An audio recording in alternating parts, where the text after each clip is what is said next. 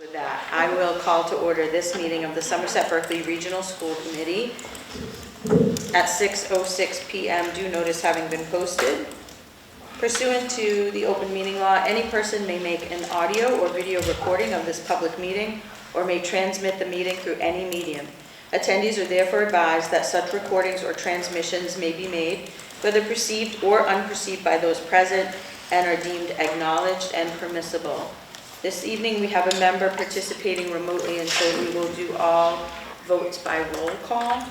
I'll start with attendance of members present. Ms. Ferreira? Present. Mr. Machado?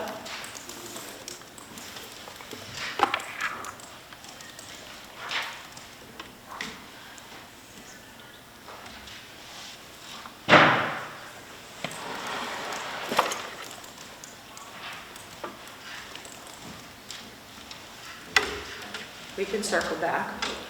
Mr. Machado, I'm sorry, you were muted on my end. Mr. Machado? We're doing roll call of members present.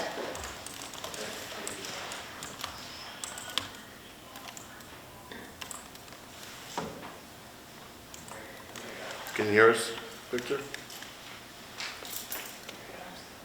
You could just...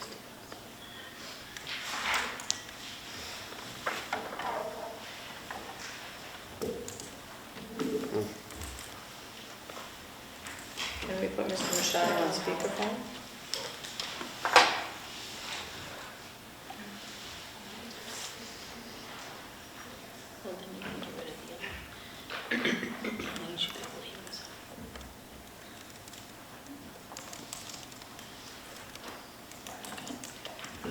Mr. Machado, you're on speakerphone now. We're having Zoom issues. Can you participate this way? Yes, this is actually better. I'll try to participate remotely. Thank you. Mr. Pasternak? Present. Ms. Solomon? Present. Ms. Kettle? Present. And the chair is present.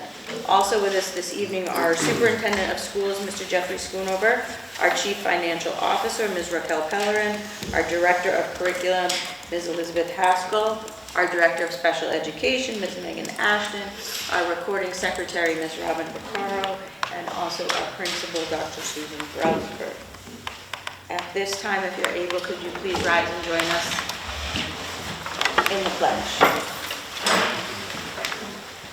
I pledge allegiance to the flag of the United States of America and to the republic for which it stands, one nation, under God, indivisible, with liberty and justice for all.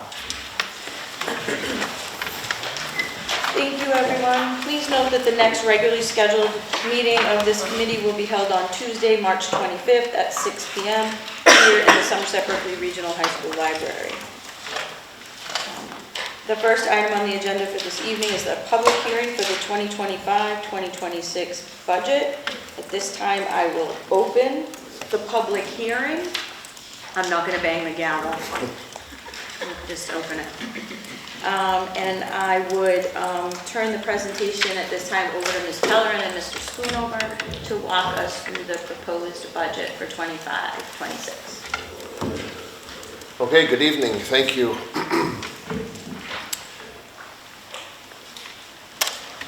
You want to start?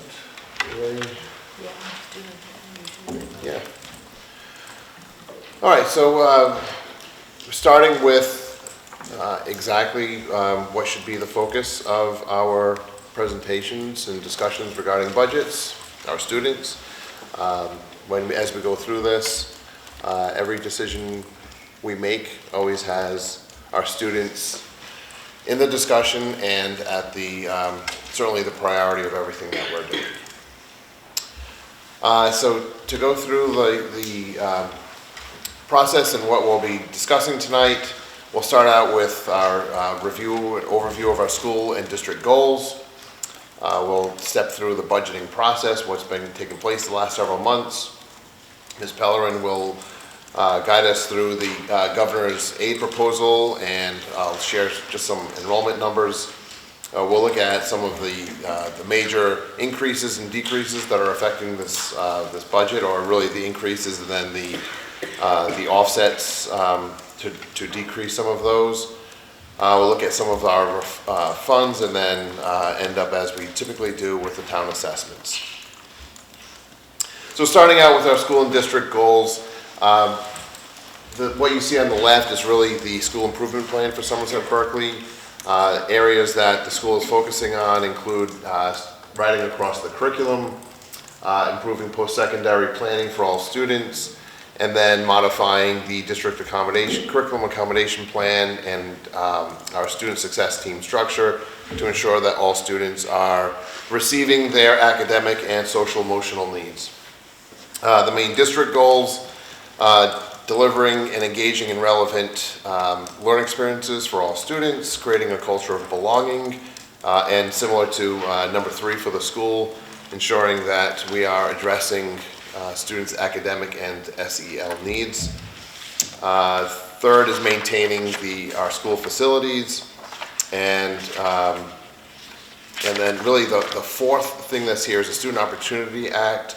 And as you know, with the Student Opportunity Act, we have to focus on a subgroup within the school district that has the largest achievement gaps. And for us at Somerset Berkeley, that group of students is our students with disabilities. So it's also part of everything we do is trying to improve the academic achievement for that population of students. Some of the metrics that we're looking at to influence and guide some of these school and district goals. Obviously, we're looking at MCAS as one of the few standard assessments that we have for all of our students. We're looking at our capstone participation and monitoring the increases there. Same with our internship participation numbers, looking at Mass Core. Early college numbers, and early college comes in a variety of different forms, advanced placement, Project Lead the Way, dual enrollment. We're looking at our vocal survey results, which our students complete when they take the MCAS exam, attendance and chronic absenteeism, and then our grade 9 course passing rates.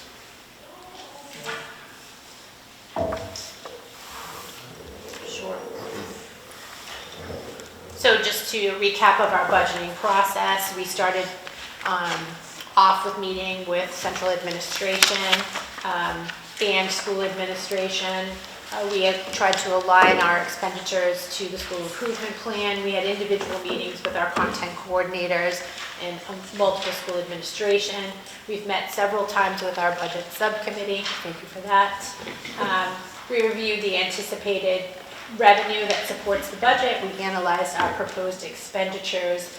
We reviewed the program of studies, and we reviewed all lines within our instructional, operational, and specialized programs. All right, so taking a look at our enrollment, what you see on the left is the projected enrollment for next year. In the original presentation for the preliminary budget, I did have a 235 to 240 with a corresponding school choice number of 15 to 20 and for grade 9. Obviously, when we look at school choice, that could still be something that the committee decides. But at this point, just to simplify things, I kept it to the standard 15 students that we typically accept into the school choice program as freshmen, which corresponds with a projected grade 9 enrollment next year of 235 students. Just rolling forward today's enrollment of our freshmen, sophomores, and juniors to next year's grades 10, 11, and 12 is where the 188, 215, and 252 come from, as well as the students in our really grade 12 plus program, the 18 to 22-year-old transition program. We have 13 students projecting for next year, as well as 22 out-of-district placements. The total enrollment as of today at Somerset Berkeley for 9 through 12 plus is 881 students. These numbers add up to a projected enrollment of just over 900 next year. I think it's 903. For school choice, what we are projecting for next year, if we have 15 grade 9, along with the students currently in grades 9, 10, and 11, moving up to 10, 11, 12, you can see that would be 54 students, which is exactly what our current enrollment is. And as I shared with you previously as well, just to look at trends in enrollments over the years, grade 9, the green bar represents our high needs students. I should probably start from the bottom. The yellow is our English learners. So you can see that 10 years ago, starting in 14-15 to this year, or really last year, we had just a very slight increase in English learners from 0 to 0.8%. The blue bar represents our low-income students, increasing from 10.7% to just about 28% last year. Red is our students with disabilities. And the high needs is really the sum of those other three categories. So you may have a student who is both low income and has an IEP, so that student only counts once, not twice. But when you look at that, our high needs population at Somerset Berkeley has increased from 21% to 35% over the 10 years.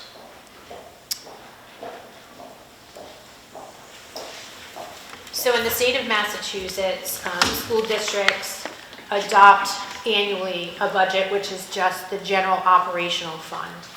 Although other funds like grants and revolving funds are noted, and they are noted in our presentation as well as our budget document, the actual adoption is in the general operational fund. So when we look at our estimated revenue, this is estimated revenue just for the general fund. So the majority of the revenue that supports the expenditures come from town assessments. So a little over 66% of the revenue is from assessments. The increase for FY26 would be 1.5 increase for Somerset and 7.03 increase for Berkeley. The next largest revenue source is state aid, which is Chapter 70. We have a slight increase. We'll look at another slide that goes through the variations of Chapter 70. Right now it's at the governor's level. It still has to go through the House and the Senate. We do anticipate there being changes. Chapter 70 comes on what's called a cherry sheet. What's also included in the cherry sheet for general fund revenue is the charter school tuition. Again, this is based on estimates. We do anticipate that changing. The other funding sources that we have would be miscellaneous revenue. The majority of that is Medicaid reimbursement as well as E-rate reimbursement. And then we have our interest income from revenue that we gain on our investments. We're doing actually well, trending really well, so that is a significant increase for us. We have no return of excess and deficiencies to member towns. So altogether, the budget is a 1.66% increase, or a total of $358,702 of estimated revenue. So knowing that town assessments is the largest part of money that comes to support the district, we wanted to show a little bit about our trends. When I first did this calculation, everybody said that it's not apples to apples. So even though it starts with, we'll see it on the next screen, the enrollment, and you're taking the expenditures, your general fund and capital, you would think that there is some sort of methodology to the increases, but capturing everything, this is what we see. So you can see when you're trending, you can see an increase of 7%, or you can see a decrease of 7%. So when we're building the budget, we really don't know what the assessment looks like until the very end. So you can see the trends here. So digging a little bit deeper, comparing the town assessments from 25 to 26, you see the percentage of allotment or apportionment of each district is based on the enrollment. You have your base operational assessments. You're backing out your revenue sources, both your Chapter 70 and all the other revenue sources. You're bringing in your net transportation costs, your net out of district. That gives you your total operating assessment. You're also bringing in your capital assessments, and that's how you arrive at that number. The total assessment increase is $397,607. And as we've seen before, Berkeley is $234,295 increase, and Somerset is $163,312.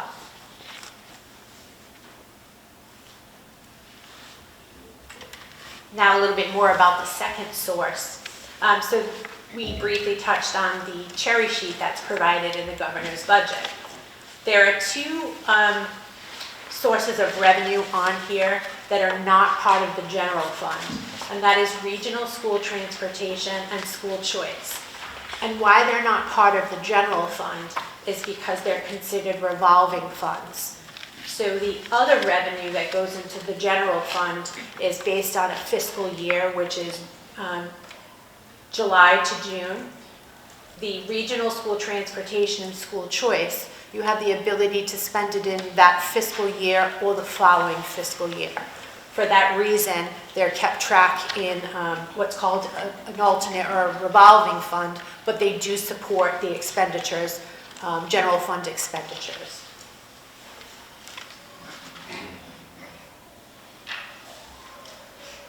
So a little bit about our, really a summary of our proposed budgetary increases. The entire line by line that you would see that's similar to the financial statements that we have every month are included in the full budget document. It's actually allotted by function codes, which is part of the end of year reporting. So also in the budget document at the very end is the descriptions of each one of those function codes, so you're able to really see what's captured in each segment.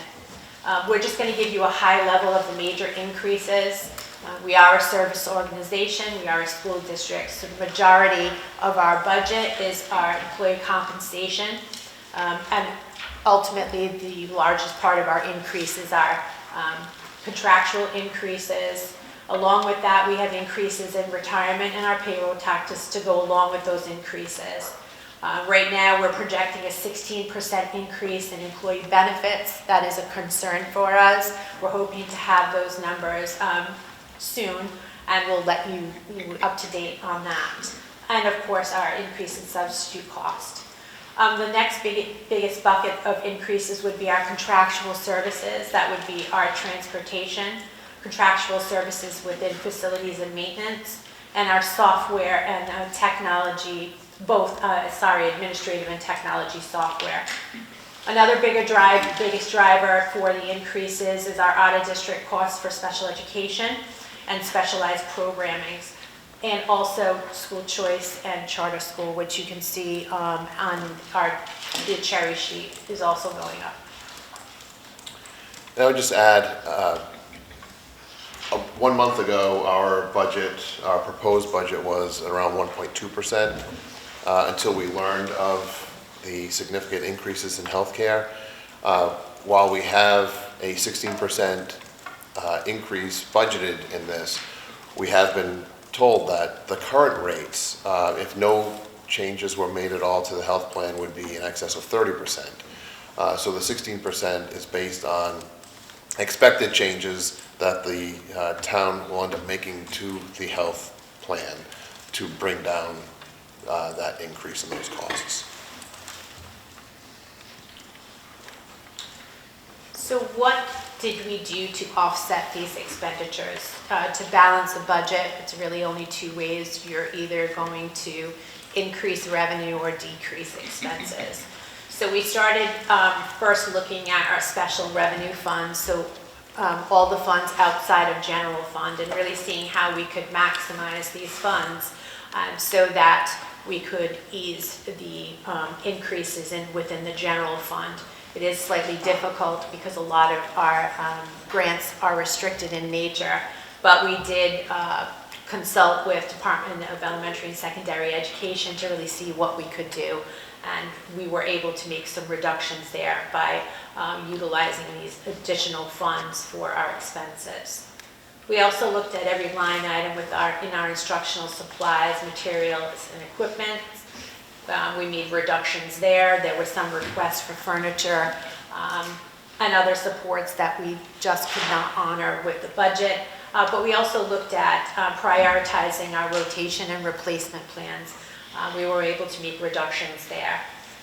And lastly, when we looked at everything that was outside of employee staffing levels, the last was for us to go and look at a reduction in contractual days for some of our administrative staff. We had reduction to our support staff and also reduction of our instructional staff.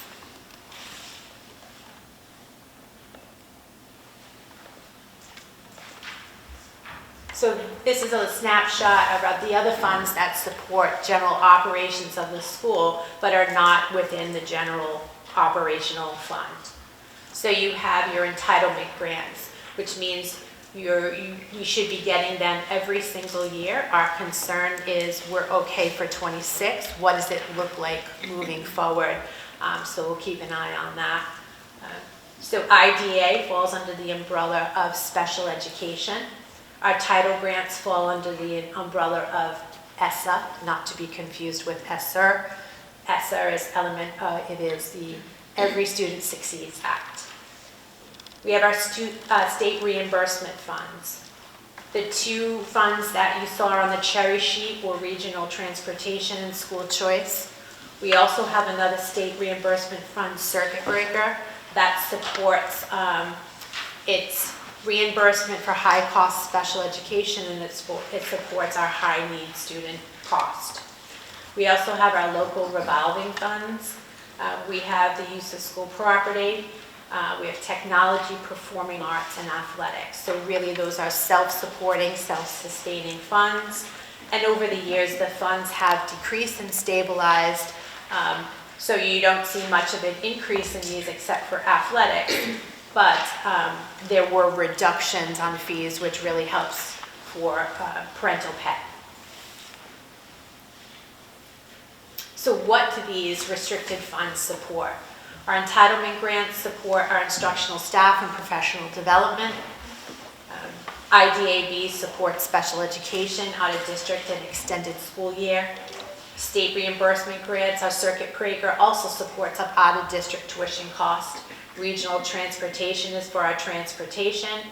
Our school choice funds offset the guidance and adjustment counselor salaries, and our local revolving funds support the expenditures for which they are mandated to support. So I did include this information primarily because I know when Mr. Larrabee was on the FinCom committee years ago, he would always sit here and he would ask these questions every year. What is the balance in E&D, stabilization? So anticipating those questions, we just wanted to include that information. So we have the three here. Excess and deficiency is currently at $1,035,000. The 5% cap of our operating and capital budget is $1,081,000. So we're just under that 5% cap. Our stabilization fund is a little over $686,000. And the high school building project fund is $532,000. And the reason why I included that one this year is because we do have some work that will be taking place on our fields this summer. The baseball drainage work is estimated to be about $850,000 or so.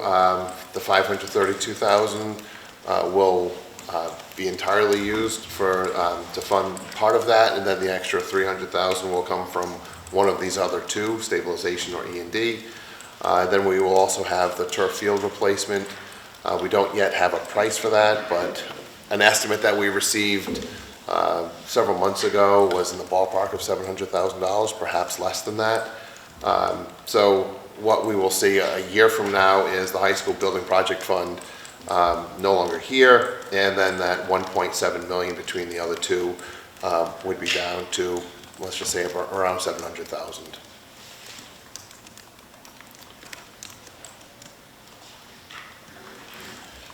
So in summary, you have the expenditures, our operating and capital, as well as our revenue. Again, the total budgetary increase is 1.66, which in total is $358,702.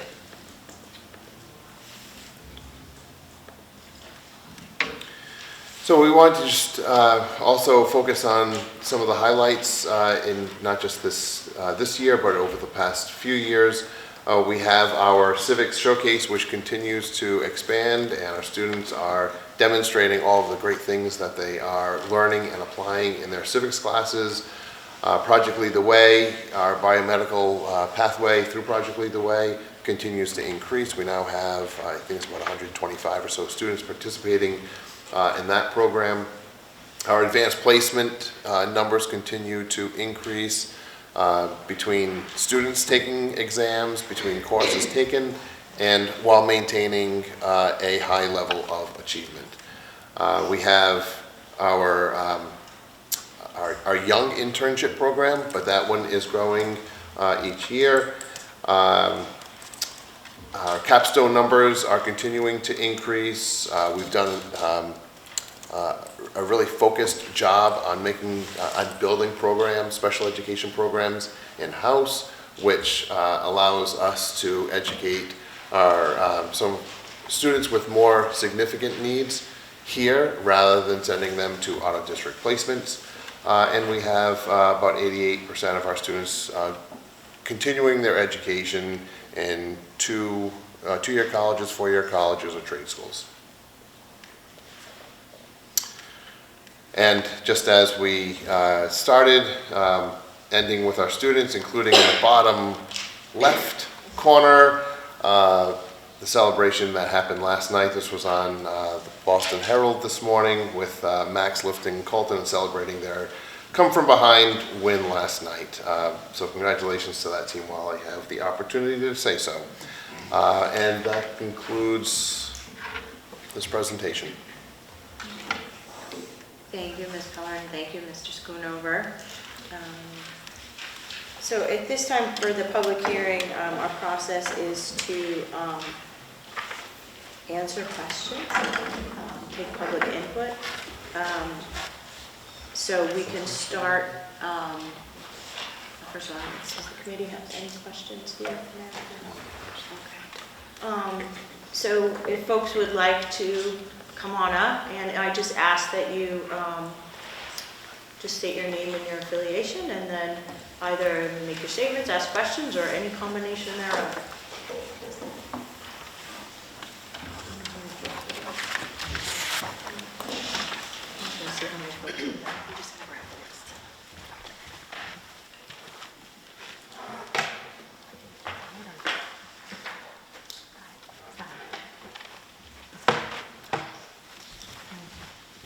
Good evening. My name is Danielle Tinkham, and I am the Science and Technology Content Coordinator here at SBRHS.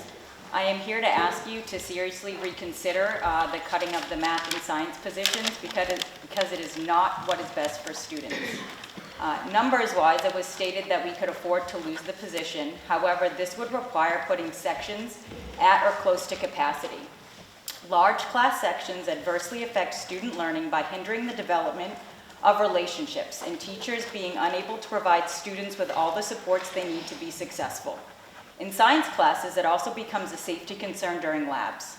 Sections at capacity do not allow students the ability to change levels once the schedule has been set. This year, I have personally experienced 7 students needing to change classes, which is only possible when space is available in those sections. I received the numbers for class requests last week, and numbers-wise, we cannot afford to lose the position without cutting classes. Which classes do we not run? Which students do not get to take the electives they requested? I cannot put the overflow anatomy and physiology students in human body systems because those sections are already at capacity. I will need to have teachers teaching outside of their content area. I will need to cut sections of PLTW because we have over 8 sections of students' requests and not enough available teacher sections if you cut the position. The requests do not take into account the special education requirements the department has to meet. What about students who need another year of science or 2 to meet the graduation requirements, but did not request one? You cannot just look at the numbers. So far, we have talked numbers, but I would like to remind you that our students are people, and it is our students who are most affected by cutting positions. The students who are most affected are our struggling and at-risk students. These students need and deserve the most support. I understand our student population is decreasing, but their needs are increasing exponentially.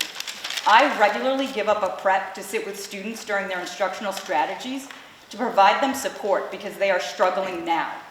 I would like you to reconsider cutting the science and math positions because our students are worth it. To me, it is money well spent if it even saves one student. Thank you.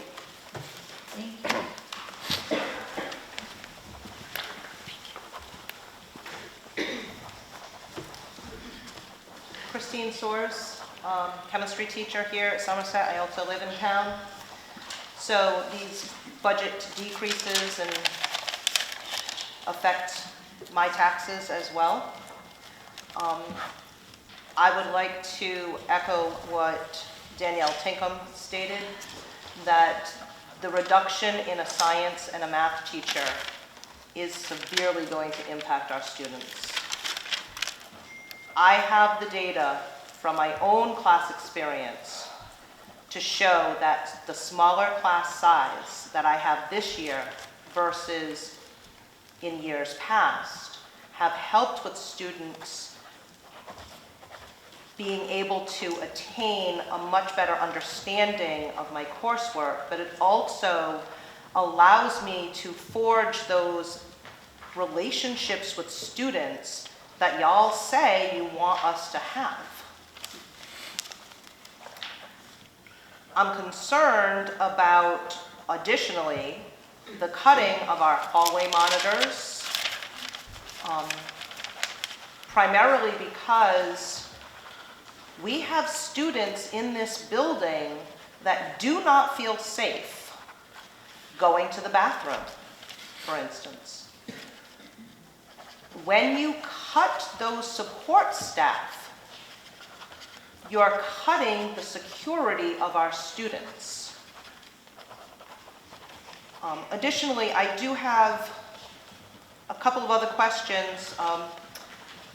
Question, not comment. I noticed in the budget, and anybody who knows me knows that, music is very important to me and my family. But I do have a question regarding the general classroom supplies, the line item for marching band at $10,200, and the show choir educational supply for $31,500, which surpasses the science supply line item.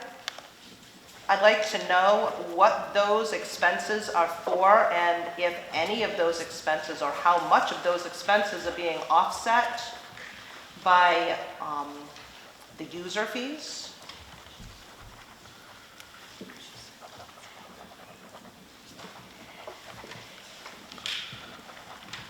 I don't know if you have an answer to that.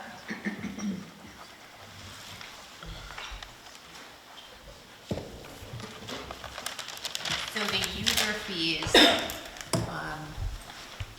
are consistent really from year to year. So when you're looking at what was historically used, so Mr. Young has put in certain expenditures for his shows. So if you're looking at performing arts, those expenditures are the money that is spent on his supplies and materials for the shows, and the revenue offsets it. So there is no offset to really the general fund that hasn't already been offset in those expenditures now, if that makes sense. So we're still budgeting $41,000 for marching band and show choir, which are extracurricular activities? Yes. Fabulous. Additionally, our SRO, I am totally in favor of having our SRO. Just putting that out there. My question is, I have a couple of questions, but the most important one is, who's in charge of our SRO? Who tells the SRO where to go as far as, for instance, you're cutting cafeteria monitors. Does Dr. Brelsford get to tell our SRO that he's needed in the cafeteria, like our SRO at the middle school is in the cafeteria during lunchtime? Who does evaluations on our SRO? So there were a couple of questions there. The principals do have the authority to inform the SROs, ask the SROs what to do, where to go, yes. According to the MOU for that exists between the police department and the school department, the SROs have two supervisors, the superintendent and the police chief. Okay, I'll be sending you an email. I'd like a copy of that MOU. I'd also like to know, relative to our SRO, again,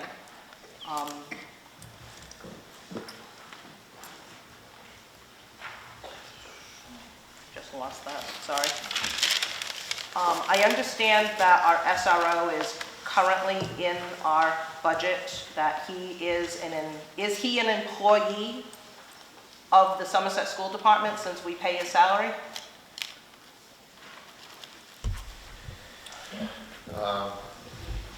Yes, he's an employee of the Somerset Berkeley Regional School District, Okay, as is the town of Somerset as a Somerset police officer.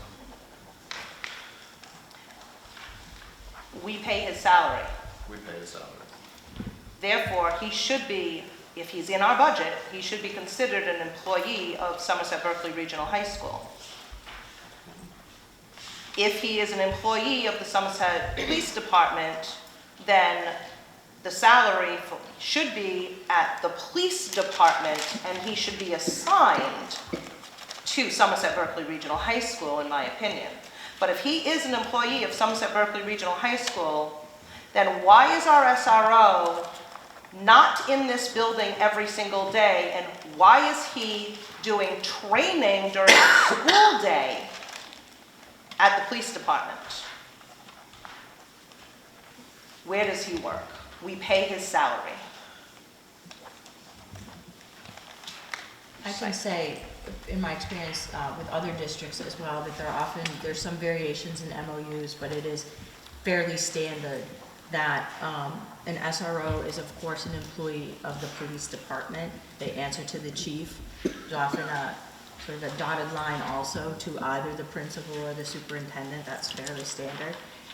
In all the districts I've worked in, SROs are, the salary is either entirely carried by the school district or partially or often shared with the police department. Different districts have different arrangements, and that the ongoing training of an SRO is part of just like PD for an educator. And so it's not, I don't know the details of what you're referring to, but those types of... He's not going for PD to be an SRO, he's giving PD on taser use or whatever to the police department. So I don't know the details of his specific day-to-day, but I will say that it is not at all unusual for SRO salaries to either be absorbed by a district or shared with the department. And that every SRO arrangement I know, they always report to the police chief first and foremost with sort of a collaborative reporting structure to the administration. Well, I think it's terrible that you're getting rid of our cafeteria monitors and our hallway monitors, which are less than 0.1% of this budget for student safety. But yet, looking at the salary that our SRO has, and I'm not saying that he's not needed, I'm saying I think that salary should be shared more fairly with the police department and get the people that run this building successfully for the student safety back in this budget, including our science and math teachers. Because believe me, next year, I do not want to come to a school committee meeting and hear you complaining about the math and science MCAS scores. Because school class sizes are larger and we cannot service those reluctant learners, those struggling students as well as we can when we have smaller class sizes, especially since you got rid of our CP level and have put CP and ACP students in the same classroom. We were told when that happened that our class sizes would be small and manageable to support those learners. And this budget does not support that. I hope you're happy with that. Next person for public input. It's a long walk.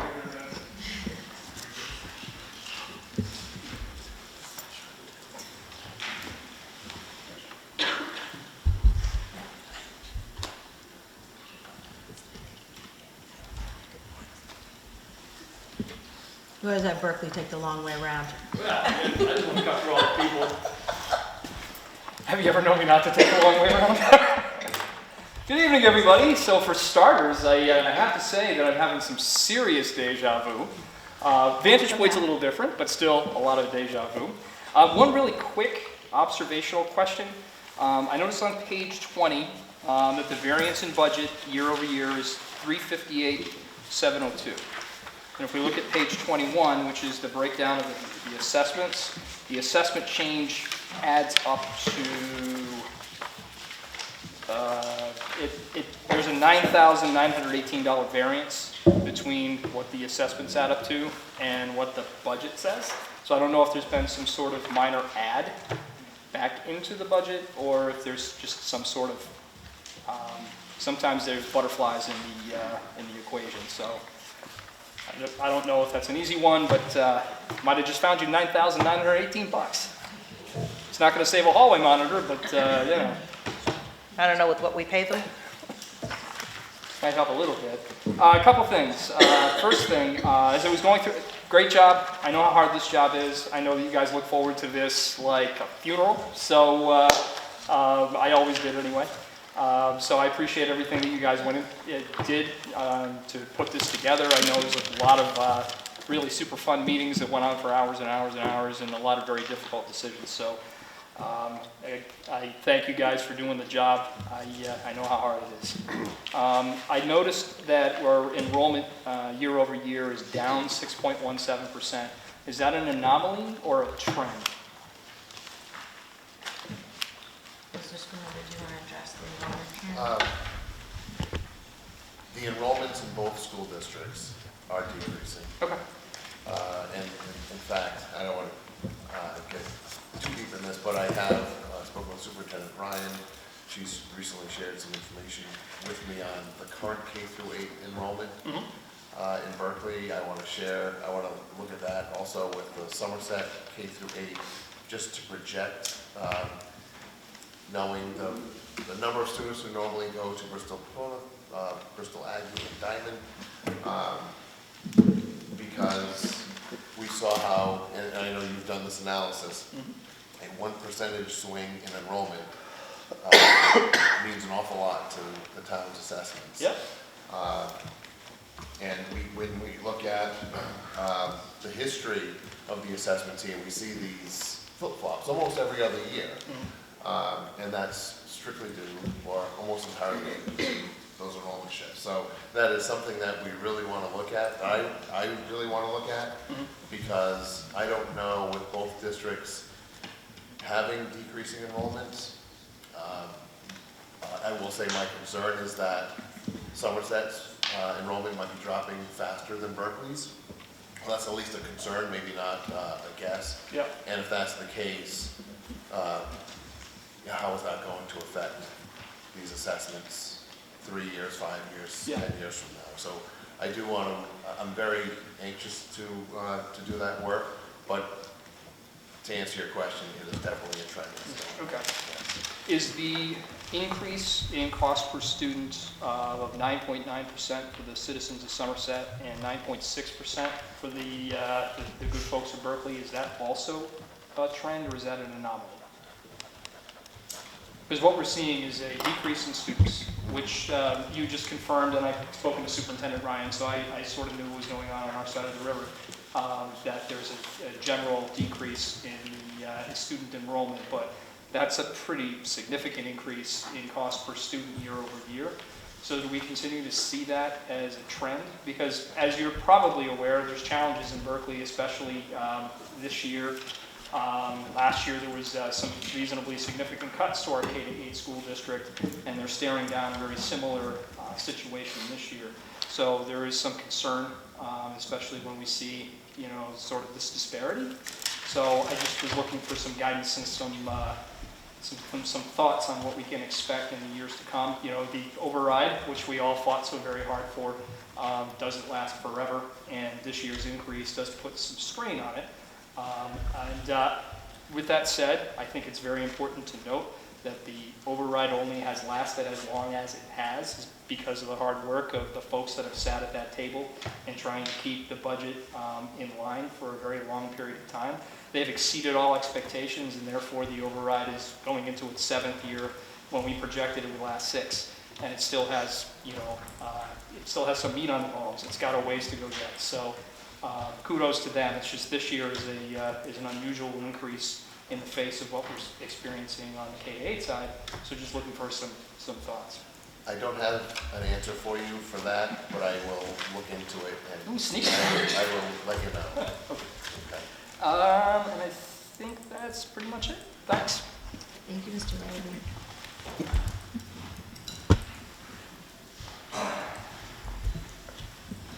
Hi guys, Tabitha McCrowan, selectman from the town of Berkeley. I want to echo Mr. Larrabee's appreciation for all your hard work into this budget, and I know cutting things is never fun for anybody, and that's not what anybody's goal is when we get into doing all these jobs. Just looking at your budget is very similar to the town of Berkeley's, considering your entire budget is almost the entire town of Berkeley's budget for operating costs. So fixed costs have increased like crazy for you guys as well as for us, but for the town of Berkeley this year, we are looking at cutting another 10 positions out of our K-8 school district. We had to cut 8 last year, and when we cut a position, it's the only one we have. So we don't have art and music in our middle school anymore, and we are again looking at art and music now in the elementary school with quite a few other positions, and don't have any. We're scrambling right now to try and find any way to save any of those positions that we can. So every dollar that you guys have been able to cut out of your budget is very appreciative because it comes back to the town of Berkeley right now. We're hoping to be in a completely different financial situation in the next couple of years. We do have a plan. The Berkeley Board of Selectmen is working really, really hard to change some things for the town and hopefully bring in some more revenue so that way we don't have to ask you to cut so hard in years to come. But again, all those votes have to happen on town floor in order to make those changes to make that progress for the future of Berkeley. So I just wanted to thank you, and for the people who might not understand Berkeley's situation and where we're at and how dire our K-8 situation is, just to highlight those points. And we asked our town at the last 2 town meetings consecutively at our regular annual and then special town for debt exclusions. So we had to do a debt exclusion to support Bristol Plymouth, which the town of Berkeley voted down, but we were outvoted by the region. So if we didn't, we'd be in such a worse shape than we are right now. So we were able to pass that, and then at special town meeting, we were able to pass for the build of a new elementary school because the one we have is pretty much condemnable. The elementary school children, if it rains, there is, a 1/4 inch of water in some of their classrooms just because it's coming up through the floors because the school is sinking. So we're just crossing our fingers it makes it to the new build that we passed.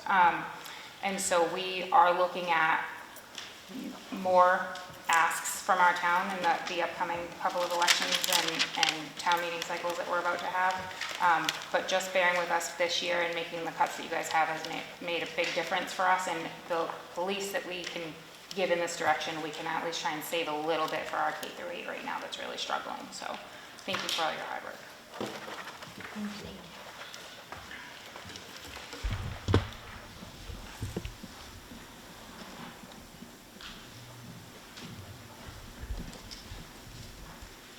Good evening.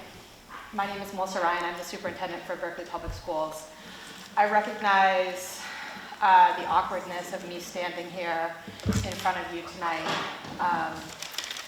because,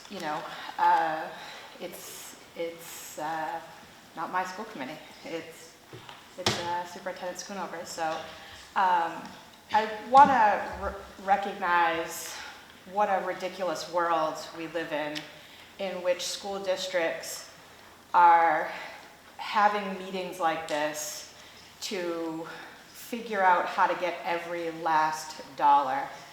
And because every person in this room would fully fund education and everything that our students need without question. And it's such a difficult position for school leaders to be in, for school committees to be in, to have to make decisions financially, as opposed to what is truly right for students. So I think this is just a terrible place to be, and it's terrible for Berkeley to be in this situation.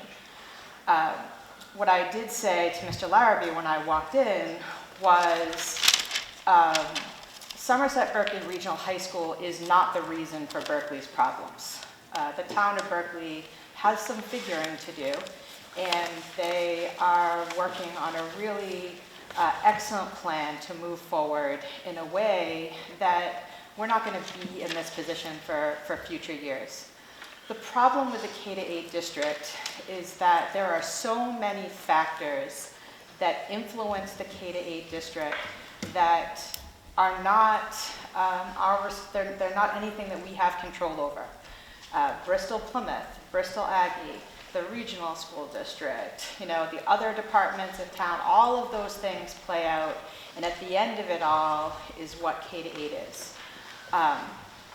Mr. Larrabee doesn't know it, but I used a quote in my budget presentation last night that said, "My daughter had an excellent education in Berkeley, but it's not the same district that she went to, because every year it's a little bit less." And that is not your responsibility, but every piece of Berkeley ends up impacting K-8. We are in a $600,000 deficit. We have expended every offset account that we could to a dangerous place that is really difficult for us to be in. So I'm not here to ask you to adjust your budget in support of Berkeley. I'm here just so that you can hear our story and understand what the experience is for the Berkeley students that come to you every day. Because it's a little bit less. Every year the Berkeley students are going to be a little bit less when they show up at Somerset Berkeley High School. Because we are cutting things that we shouldn't ever have to cut. We are facing class sizes that will drive up to 28 or 29 for elementary school children next school year, if we have to make the reductions that we have. Now, with all that said, we have a lot of opportunities of hope for how we are going to kind of stop the bleed for FY26, if you will. But I just appreciate you hearing Berkeley's story and what a horrible, horrible world it is that we have to sit here and count dollars for children and for education, because this is not the place that we should be in. Thank you.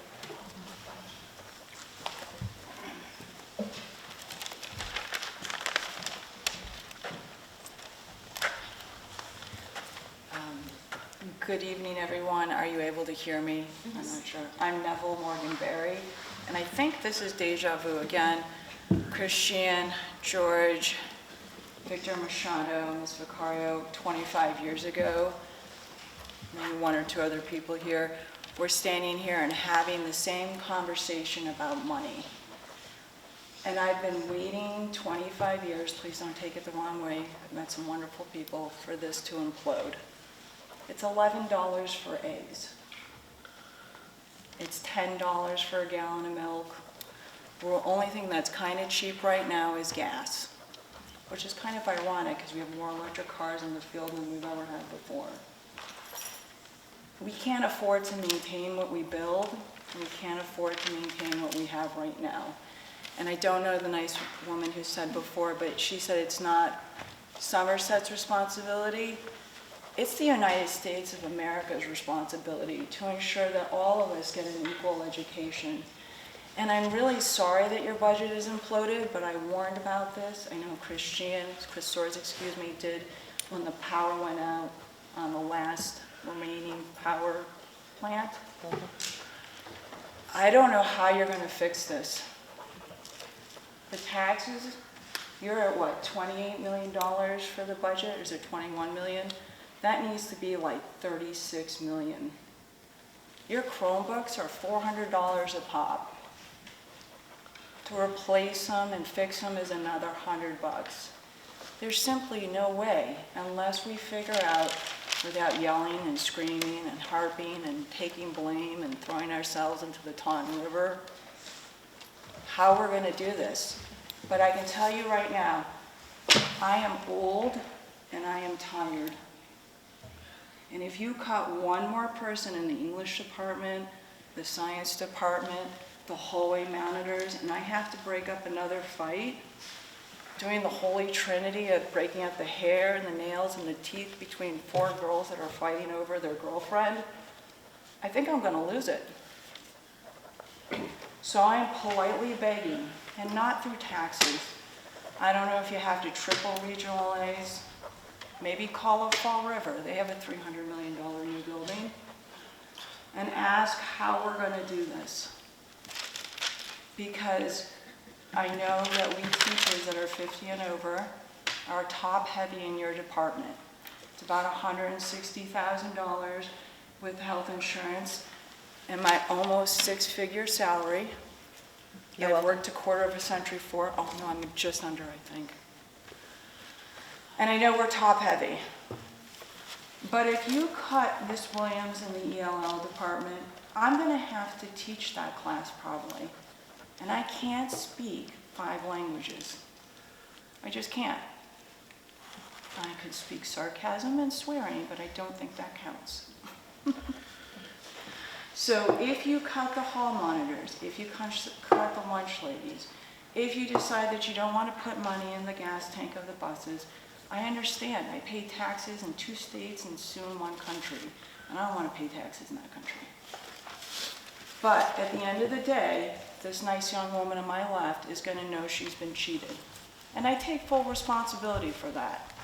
I cheated her because I couldn't give her what she needed, which was the SAT prep program that was cut 15 years ago, the MCAS program that was cut 12 years ago, the reading program that has almost no reading teacher now. And yes, all these programs are doing beautifully, but that capstone project needs 3 more teachers. The new one that just came out needs another 2. And if you do this, your property values will tank while that train in Fall River comes in and brings up all these students or these people from Boston, and they're high maintenance kids. Okay? So if you look at page 5, 866 students. Page 5 of this document says that there are more complex needs than ever. In the last 2 days, I have had a conversation about suicide, and I've had a conversation about eating disorders, and why I can't get out of bed because I want to throw up instead of come to school. That's not my pay grade. And when you cut the therapeutic needs of students, then who am I going to call? Because I can't legally say, well, it's nice to hear that you're throwing out, but I can't listen to you anymore. And there's nowhere to send you to. So this big, beautiful building, which is now losing books, is turning into something that we cannot maintain. And money sucks. I hate talking about money. Do you know how I talk about money? Southwest Airlines points. If I can max out my credit card and not tell my husband, I think that's a good budget year. So I thank you for doing this, because I wouldn't be able to do it. I'd just be like, spend it all. Find another one. Why? Because it's our kids. And it's 25 plus years and the next generation who's not coming here. I know 7 teachers who have in 6 years done the Italian and walked out without the 2-week notice. And I'm coming close to it. The only reason I'm still standing here, you lucky souls, is because I have a blowout fight with my husband. And he won, and I had to come back. I want to be a housewife. I am tired. So, my last statement, the systematic dismantling of education at all levels, federal, state, and local, has to be stopped and replaced with love. And when 70% of your teachers, K through 12, are female, and I said this 25 years ago when I was a young idiot, naive Nev, are women, please stop abusing us. I don't even care anymore if the toilet doesn't flush on the second floor because the automatic button doesn't work. Because I know the plumbing is not going to be fixed. I'm just glad it still flushes. That's how much we women and the men feel in a district and in a society, whether you're Republican or Democrat or Mickey Mouse, when you wake up every morning and you realize that you might not save the kid today because the hallway monitor wasn't there and you didn't get to him fast enough that they bolted for the door. So I love everyone, even if you hate me. For the love of popsicle sticks, find the credit card and swipe it. Easier said than done. Thank you. I live in Pawtucket. I can't vote. You're so lucky. Up next is my colleague, Ms. Tracy.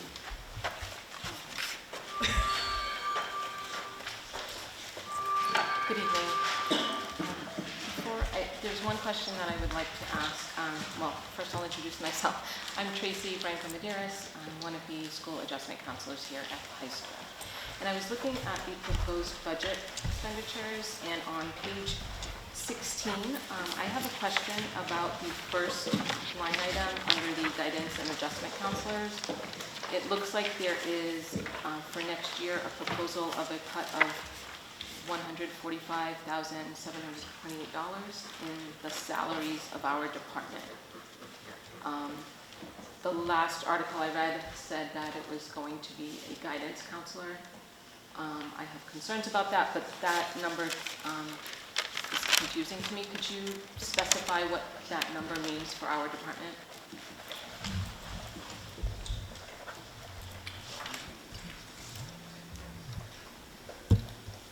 So you look at the negative 145 number? Yes.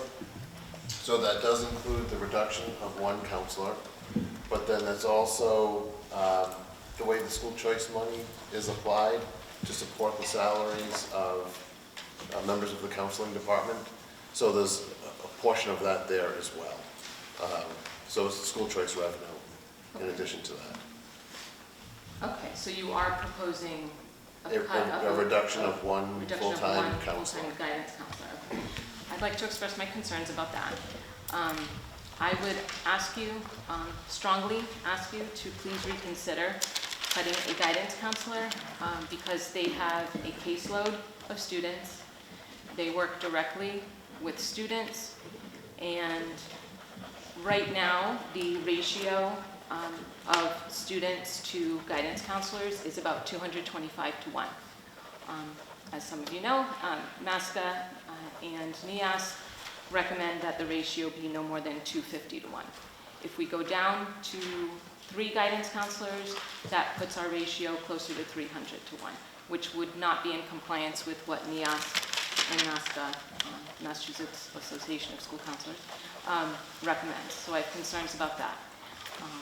Also, because the counselor whose position is proposed to be cut works directly with about 225 students, I have concerns that that would also impact the department's ability to help the district and the school reach the goals that you set, the district and school improvement goals on page 2.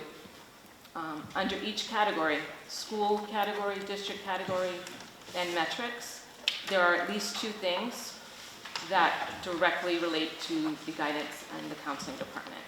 Under school, you mentioned improved post-secondary planning for all students. that's a huge part of the guidance counselor's job. So adding to the caseloads of current guidance counselors and eliminating a guidance counselor who has a caseload, again, of over 200 students would impede or would hinder, would make it more difficult for the department to reach that goal of the school and district. Also, number 3 under school mentions SEL needs.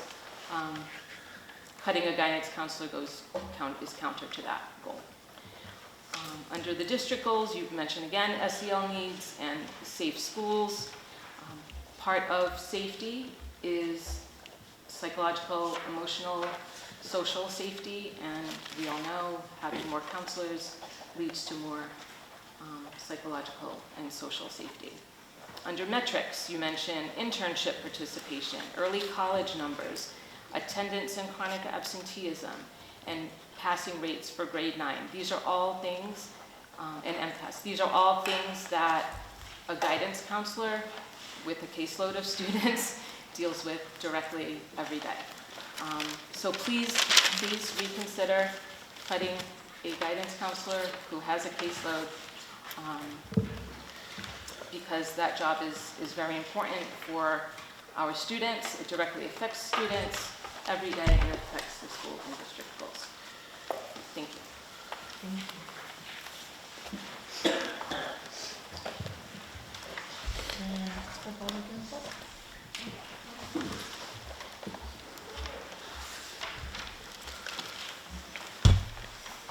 Hi. My name is Liz Clement, and I'm a special ed teacher here at the high school. I've been teaching here for about 10 years. I also have 2 kids that are at North Elementary, so I kind of see all levels with this. I just wrote a few things down that I just wanted to share. I have many concerns about cutting the support services and staff that directly impact our students. As a special ed teacher, I can really only speak about instructional strategies classes, co-taught classes, and small group classes. For those of you who don't know, the small group classes are classes where all the students are on IEPs. So often we look at numbers, but I kind of want to refer back to what Danielle Tinkham was saying. Students are more than just numbers. I teach instructional strategies classes. Now, if you look at these classes on paper, it doesn't look bad to have 10 students in a class. That looks pretty good. It's me and my para and 10 students. But reality is very different from what you see on paper. Every single A block, 4 days a week, the head of our science department, Danielle Tinkham, comes into my instructional strategies and works with the students on their physics. This is not because she has nothing else to do. It's not because she's bored. It's because we have kids in that class that need as many supports as they can possibly get. These kids are struggling with learning disabilities, with attention, with motivation, with effort, with everything. Having me and my para and Danielle helping them is not enough. You would think it would be, but we can barely get them to have their head above water when it comes to physics. And that's just physics, never mind all of the other classes. This isn't something that just happens A block. This is happening every block. I see special ed teachers, I see general ed teachers just putting everything that they can into helping these students be successful, and it's still not enough. And I don't know, I can't even imagine what it would be like to cut more staff, because right now we're not even able to serve the kids that we have. I've been teaching for 20 years in 3 different districts, and at this point I can safely say that the student needs are increasing. More and more students are needing one-to-one support, such as in this instructional strategies class. And I think this is something that we talk about all the time. We always talk about ever since COVID, kids have more needs, and we openly say that. But then to be taking away services and supports just goes against everything that we're saying and everything that we're learning about these kids from this COVID generation. Like Mr. Schoonover said, we're keeping more special ed kids in the district, which is wonderful. And a lot of that we're doing through our TLC program that we have here at school. But having more TLC kids in the general ed setting, which is wonderful to have them at the school, we're needing more staff and supports to accommodate them. And I think we're kind of struggling with that. My small group English class that I teach with, Miss Barry, who was just up here, has 4 kids in the class. Now, if you looked on paper, 4 kids and 2 teachers, it's a pretty good ratio. But each of these kids is in the TLC program, and they need one-to-one support. Sometimes just getting them into the class and having them come to class and have their heads up and listen is a victory. And there are so many days that, I'm so glad I teach with Neville. There's so many days that we're just like, how are we gonna get kids to pass the MCAS, to graduate from high school, to be ready to go into the workforce and to be ready for whatever's after high school? And that's 4 kids that we have. Yeah, and it's a struggle every day. I cannot imagine not having the 2 of us in there. I can't imagine taking those supports away. Ms. Clement for next year or else. Another example is the 9th grade co-taught physics class. This year, there are 17 kids in that class. Doesn't sound so bad. We could have 25 kids in the class. We could have 26, 27. But 16 of those kids are on IEPs, and the 17th kid is on a 504. I don't even really know how we're allowed to do that, but we do it. This year is not an anomaly. This happens every year in this co-taught class. 2 teachers are not enough. Not only are we trying to get them to pass the class, but we're trying to get them to pass the physics MCAS also. I think the math department head, Andy Lawrence, said this a couple weeks ago, but we have math teachers doubling as special ed teachers to accommodate the needs of the students. These are just some examples of us just being so stretched thin to accommodate all of the kids that we have and all of the services that are needed. I understand that cuts need to be made, and I'm not naive to this, I don't think anybody is, but we should not be making cuts to the staff that are directly impacting kids. We should look elsewhere, but don't be taking away the staff that really truly make a difference on a day-to-day basis with the kids. This is just on a personal note, so my kids go to North, and very happy at North, and one of my kids, he's not on an IEP, but he did struggle with math, and last year he worked with an interventionist. And this year he's in 4th grade and he doesn't work with an interventionist, and he just got a math test back today, and I think he had their grading's a little bit different, it's out of 4, but he got a 3+ or something, and he was so proud of himself. And I know that working with this interventionist last year made such a difference with him, and he would come home on the days that he met with her and would tell me how happy he was because he was finally getting math, and he'd always struggled with it, just like with the computations, and he was always super embarrassed in class when they would ask him, what's 7 + 4, and he'd have to be counting. And now he doesn't really need that service anymore, and he's kind of caught up to his peers. And it just is heartbreaking to me because I know that when cuts are made, it's people like the interventionists, it's people that are working directly with the kids that are always the first ones to be cut. I don't know, and I just want you to know, as a parent and as a teacher in this district, it really makes a difference to have those teachers working with your kids, working one-to-one with them. And I think it would be such a disservice to them to be cutting any of those positions. So if we really care about the kids and we really want to have the kids' needs number one, I think we really need to think about where we're making cuts. Thank you. Thank you. Is anyone else for public input?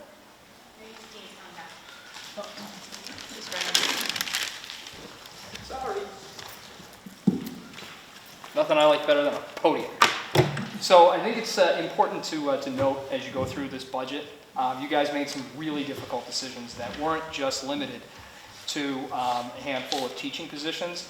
There's several secretaries that are cut out of here. There's a lot of sacrifices made just to have this budget come in where it is. So I know that you guys have been sitting there for an hour, catching a whole lot of darts. I know that this was a difficult budget to do, and I know you guys made the best decisions you could make. But I just thought it was important to point out that the pain is pretty well spread across the budget. There's a handful of areas where you guys are eliminating computer programs and things of that nature. There's a lot of sacrifices made in the budget. So I just thought it was important to say that. And I hope I really did find $9 grand. That would make me so happy. Thanks. Thank you. Thank you, Mr. Mayor. Is there anyone else for public input?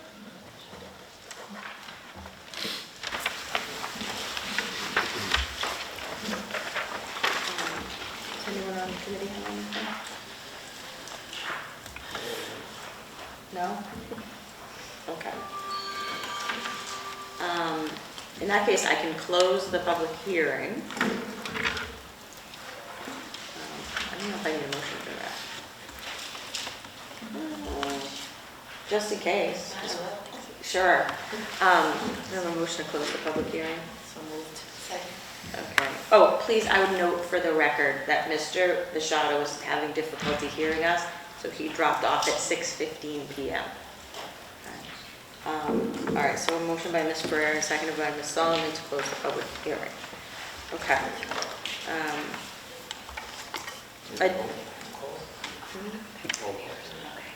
Oh, well, he's not on the phone, so all those in favor? Aye. Opposed? So voted. Okay. Just on behalf of the committee, I would want to thank all of you for being here. I know there's probably nothing you'd rather do on a Tuesday evening than talk about school budget. I think I can speak for all of us, stop me if I can't, when I say that no one gets any pleasure out of having to make difficult decisions about how to most effectively utilize the resources that we have available to us, which I think one thing we can all agree on is that the resources aren't adequate. And if when you have correct me if I'm wrong, but when you have a Chapter 70 formula that indexes for inflation at under 2%, you have cities and towns across the Commonwealth who are faced with the exact same circumstances we have here, and in many cases, the municipal districts have it even worse. Somerset K-8 and Berkeley K-8, for instance, do not get the benefit of a regional transportation reimbursement. What's our regional transportation-ish? Over 200. Yeah, over $200,000. So we, although those of us on this committee are obviously tasked first and foremost with representing the district, we are also very cognizant of the fact that every student in this building is also, or beforehand, a student of Somerset K-8 and Berkeley K-8, and that the health of all of our, those districts come together because the students all end up here, and we want them to come here, as well prepared as they can be, and we want to provide them with the best education we can.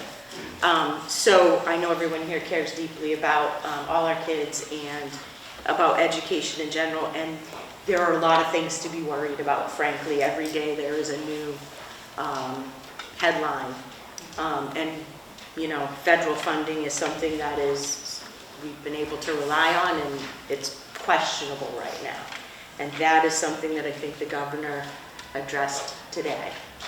The $62 billion state budget, $16 billion of that is federal aid. And that is anyone's guess what may happen. Now, that's not all educational aid, but a good chunk of it. So we're all worried, we're all concerned, we all want the best for our kids. None of these decisions are easy. We're also very cognizant of the fact that we're talking about real people, not only impact to kids, but teachers and all of the staff. We understand that none of this is just about the numbers. Unfortunately, we have to work within the numbers that we are given.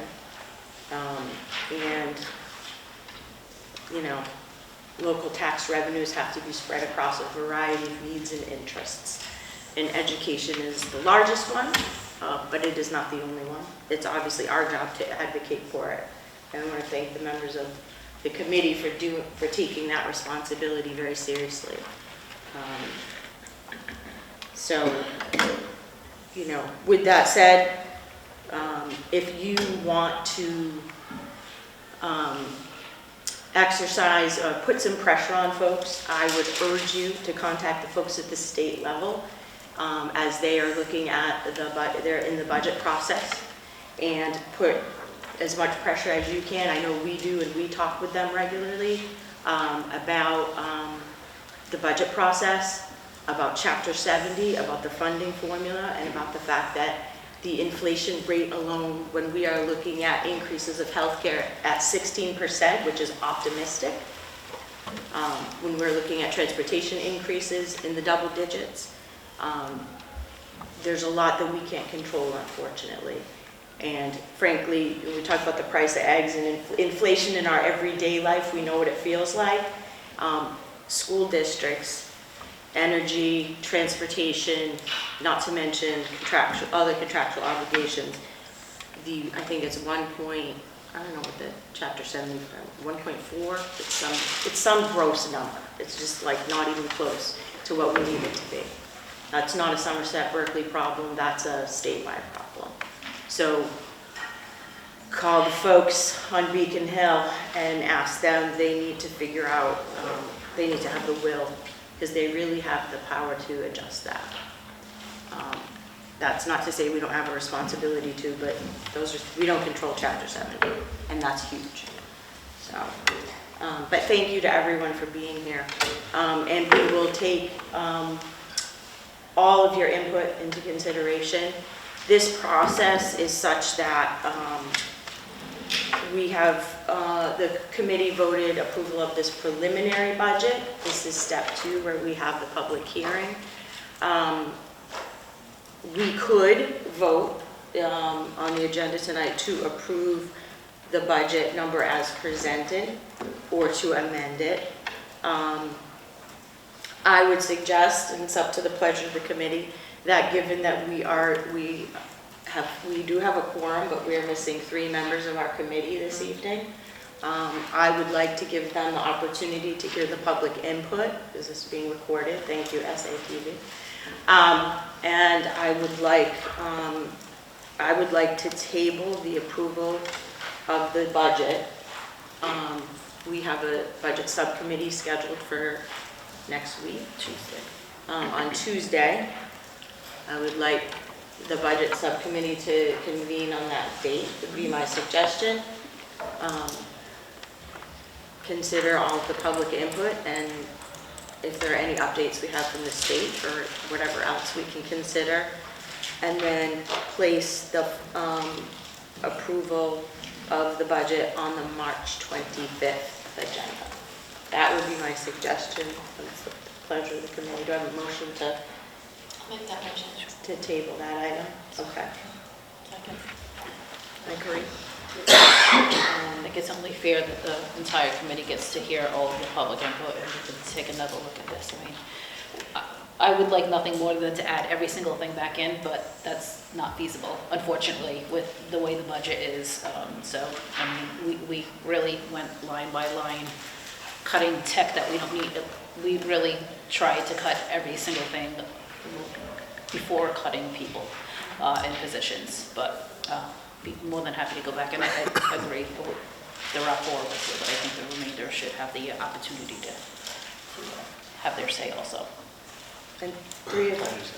Yes, please.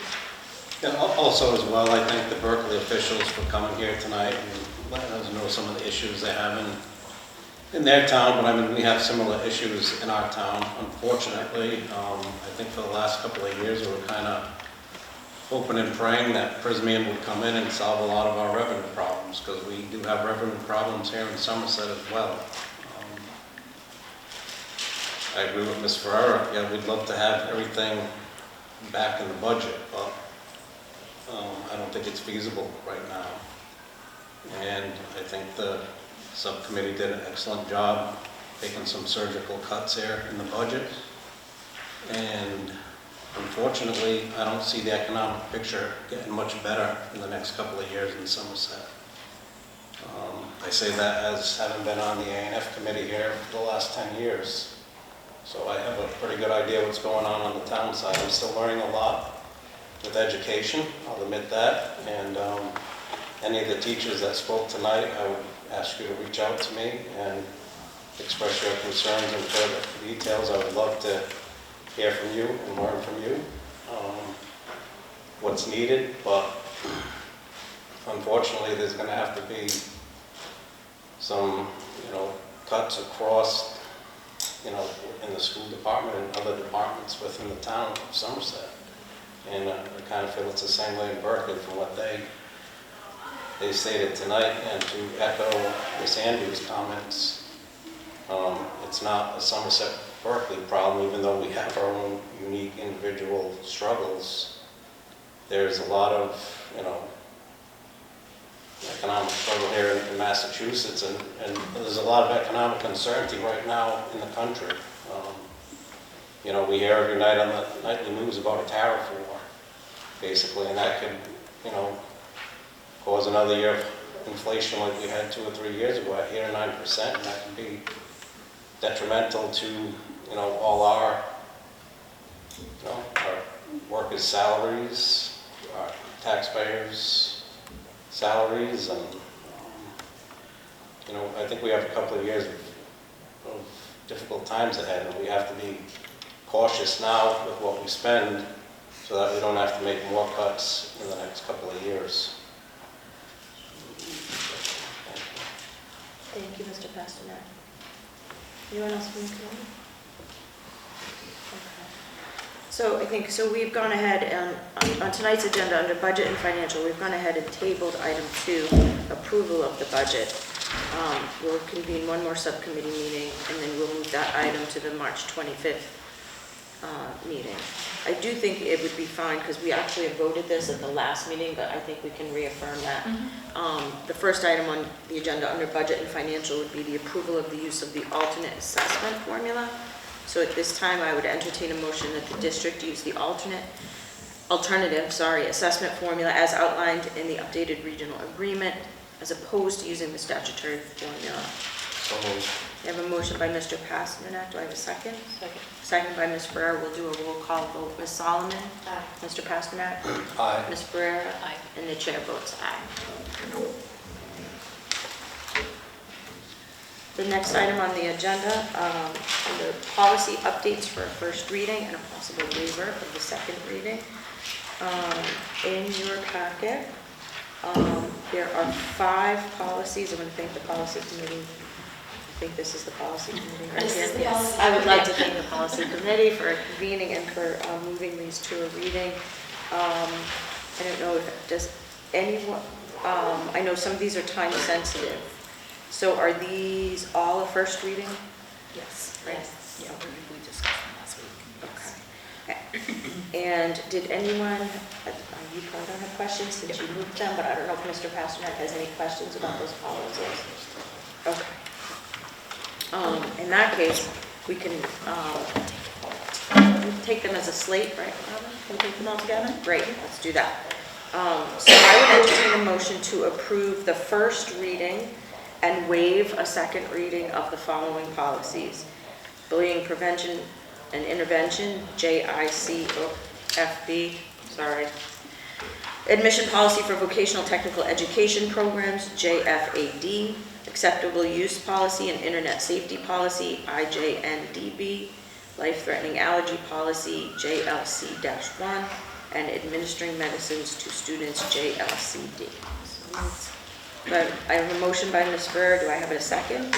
Second by Ms. Solomon. Just for fun, let's do roll call. There's only 4 of us. All those in favor, Ms. Solomon? Aye. Mr. Pasternak? Aye. Ms. Ferrera? Aye. And the chair votes aye. Okay. Next on the agenda, any other matters? Okay. All right. With that, then I would entertain a motion to adjourn. Motion by Ms. Ferrer, second by Ms. Solomon. All those in favor? Aye. Opposed? So voted. Thank you.